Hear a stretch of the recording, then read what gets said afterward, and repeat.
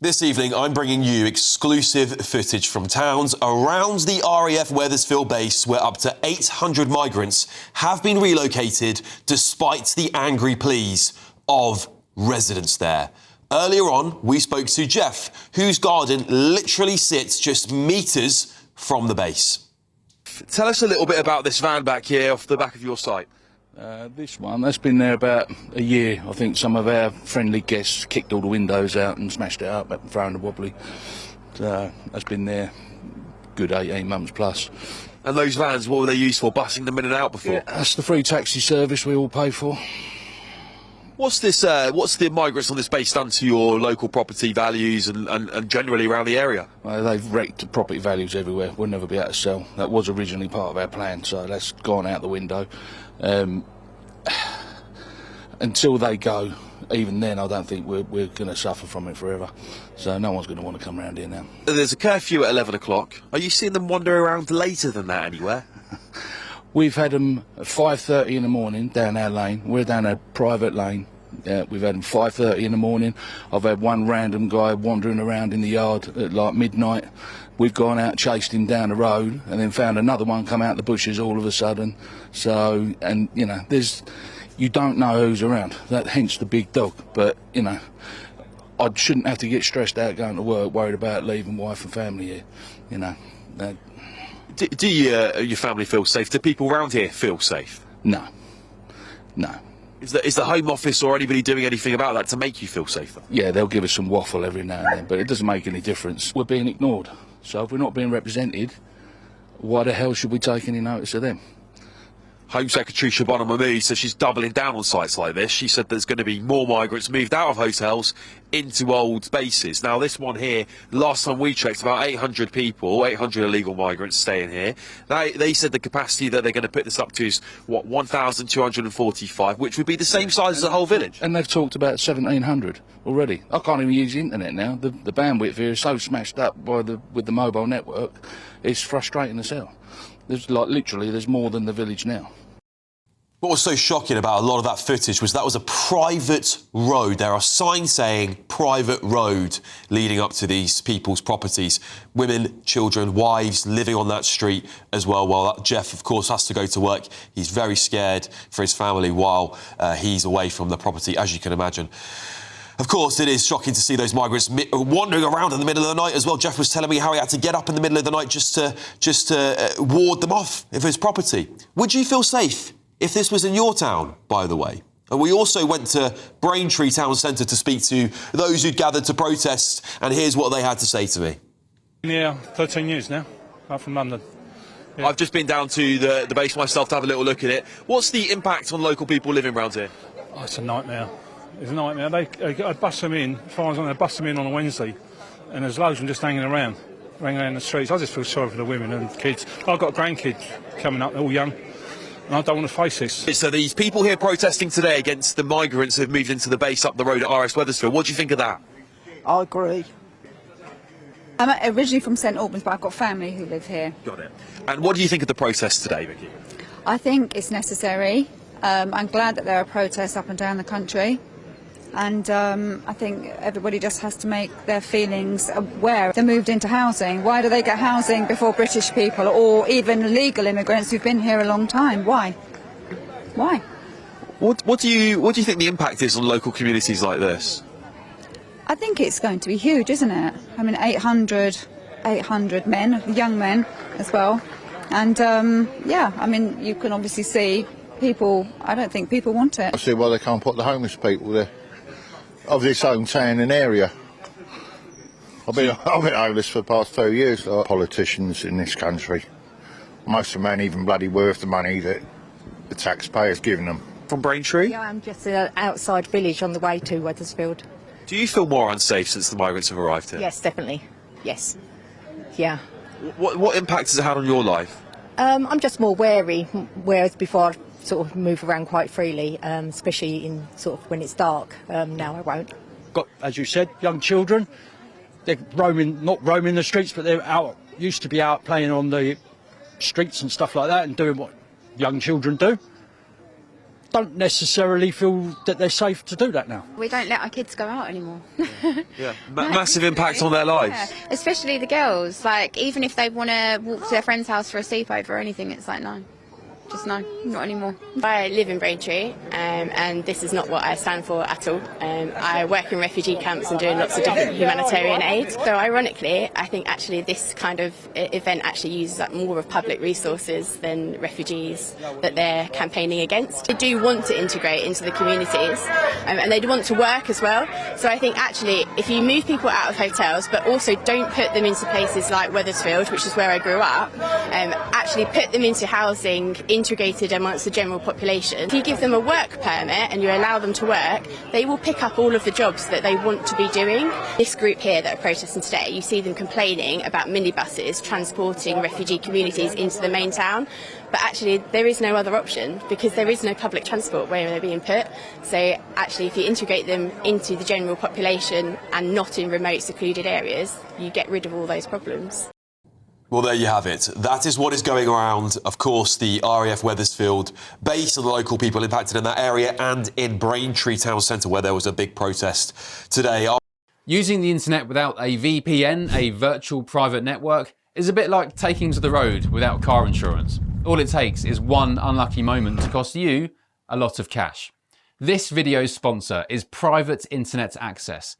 They are the VPN to help keep you safe. Click the link in the description below to find out why over 30 million people have downloaded PIA to protect themselves online. A virtual private network is an app that hides your IP address and helps keep your data private. When you're browsing the internet at home, you give up a large amount of data to businesses, to shops, and indeed to social media giants too. Hackers have the ability to steal your personal data with ease, including sensitive information such as passwords, keystrokes, and even your personal photos. Private internet access helps protect your personal data by encrypting your internet connection to keep your data out of the hands of cyber criminals.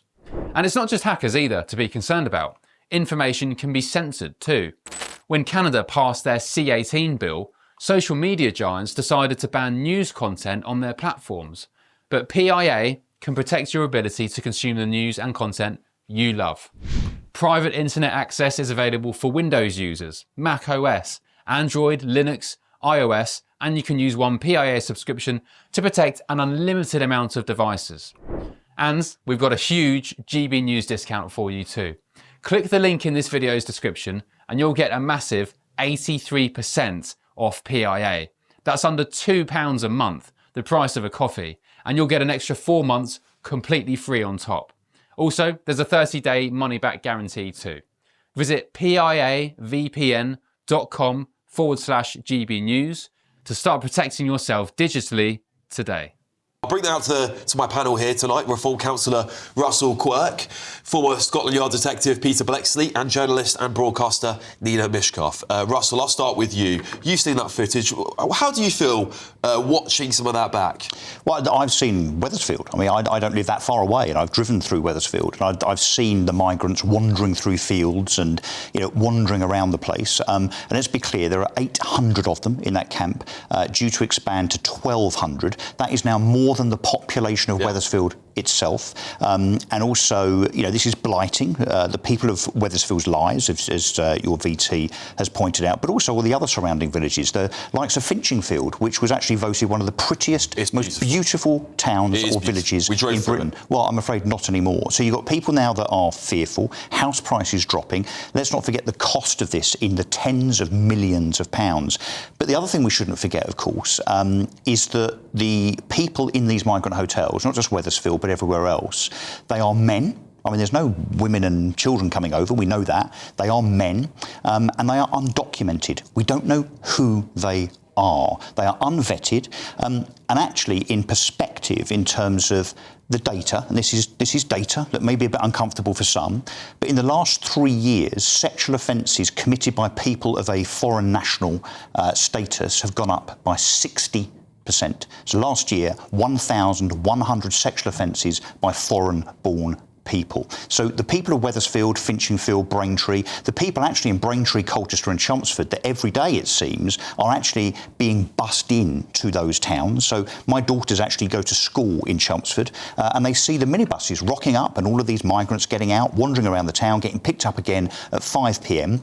My daughters and all their school friends are very, very unnerved by it indeed, on the basis that, I'm sorry, but it's a fact that it seems that these migrants have a propensity, asylum seekers and foreign-born nationals, to commit crime, particularly of a sexual offence nature. This has to be stopped. This can't go on. Nina. I can understand why they're protesting, because they're scared witless out of their minds, and they're scared witless because migrants as a group of people have been completely demonised. And once you demonise people, you can attribute anything to them. Do you not think there's any justification? No, I can say, well... I mean, they're not all here, knitting rainbow sweaters and, working for charities, I'm are not. they? But here's the situation. In plain fact, you talk about migrants or foreigners, if you probably want to call them that, are more inclined to commit sexual crimes. And that is statistically true.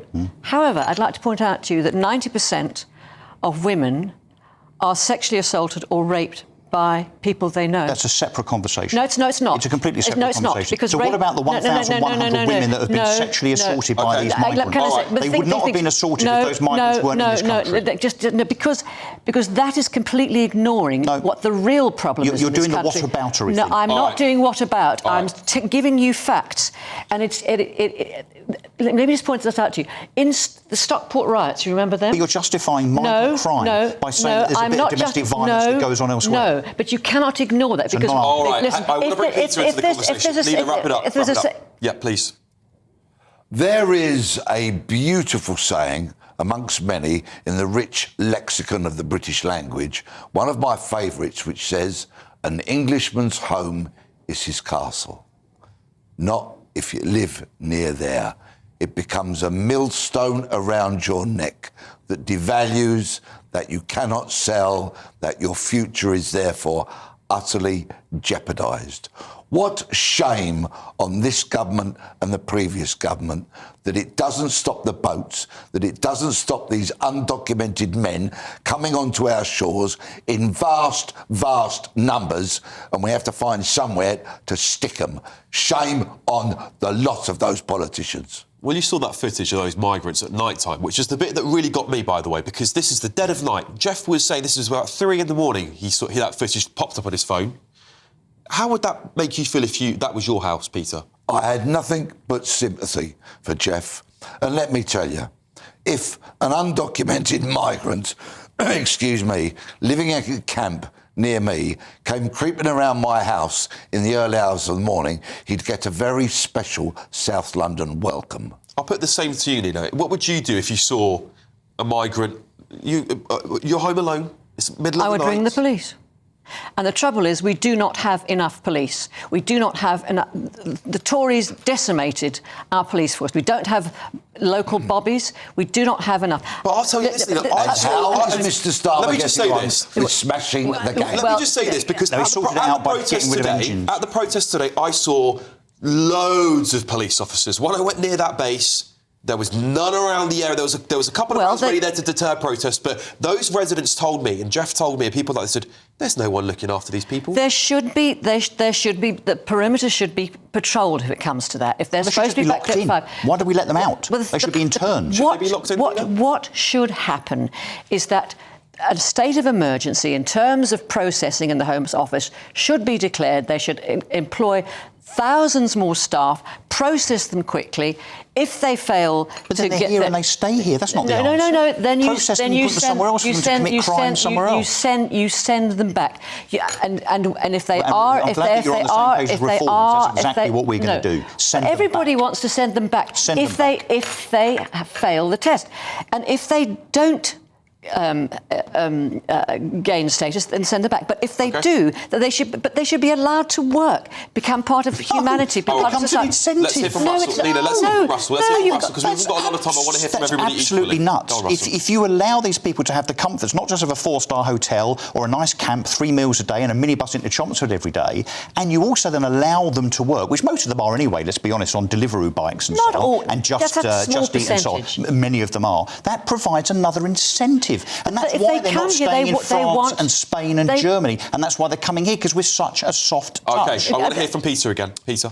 Every boatload that arrives on our shores, bit by bit, dilutes the very essence of Britishness. And it's been going on for years and years and years. Britain is a diverse country. 1 second, forgive me for talking while you're interrupting, madam. I apologise. Right? So, unless this is stopped, we are headed towards, we are almost there, a low-trust society in all of our establishment, in all of our institutions. And believe you me, very bad things happen in low-trust societies. Final word to you, Nina. Go on.